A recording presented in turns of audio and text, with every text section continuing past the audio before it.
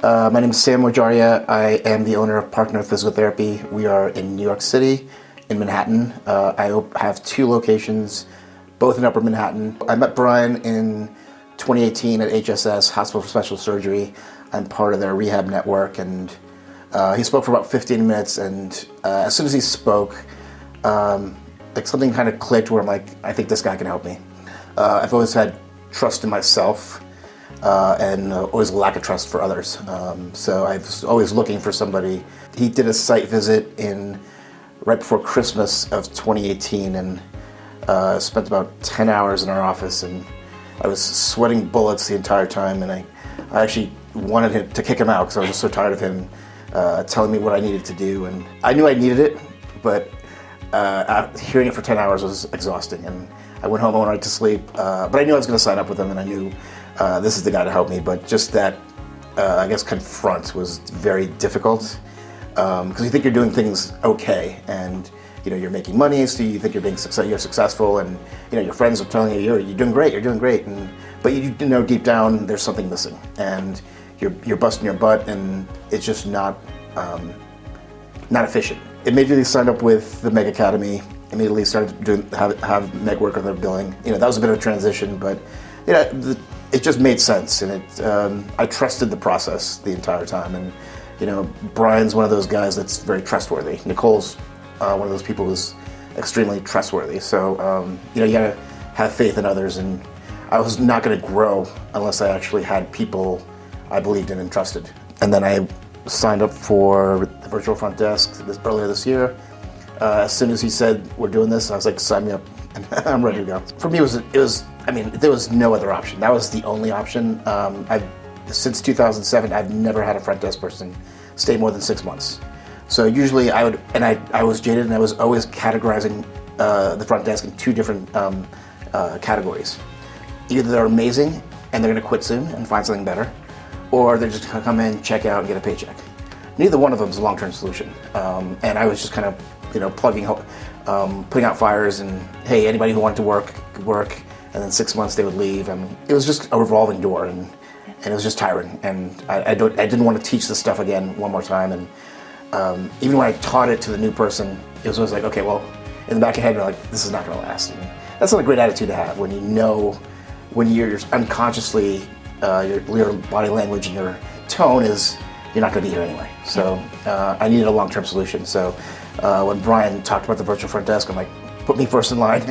And also, I live in New York, so we're paying a lot for rent, more than anybody in the country. I'm in Manhattan, so we're saving space in the office, and that's an extra body that is just not there, an extra desk that's not there. So that's square footage that we can use to build, production centers. Yeah.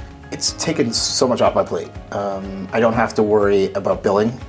I don't have to worry about the scheduling, whether they're doing it correctly. I don't have to worry about what their front desk is telling the patients. I don't have to worry about, it's just, I was learning the system through MEG, and it all made sense, but I don't have to implement that. I don't have to execute it. Being a therapist is what we do.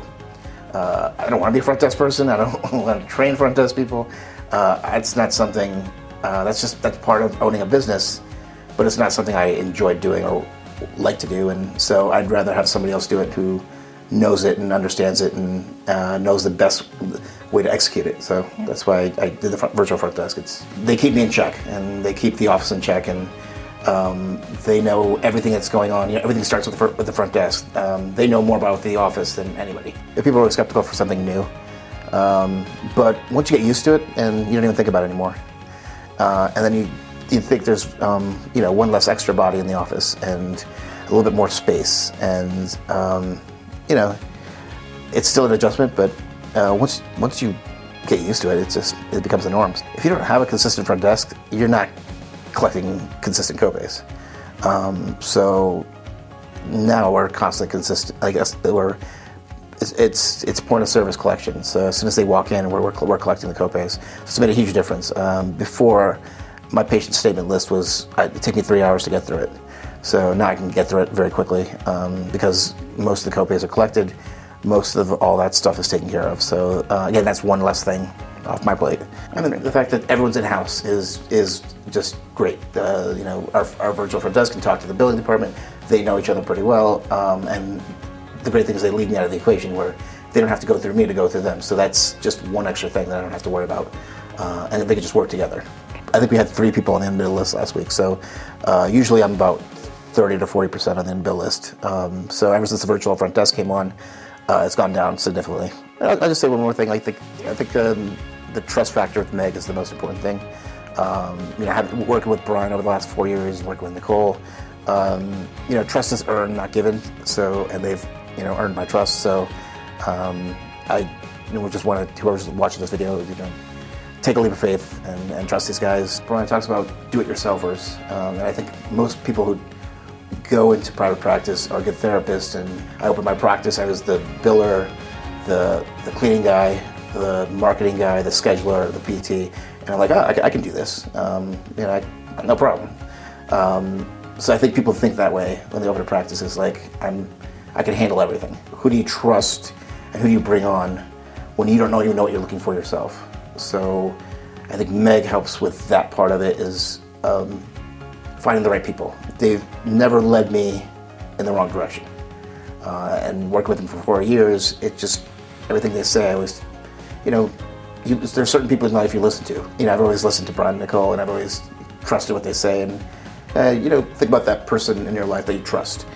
And when they talk, you listen, and you're like, okay, I know this person has my back. From a CEO standpoint, I'm looking for people that I trust and truly have my best interest at heart, and I think MEG does that. So.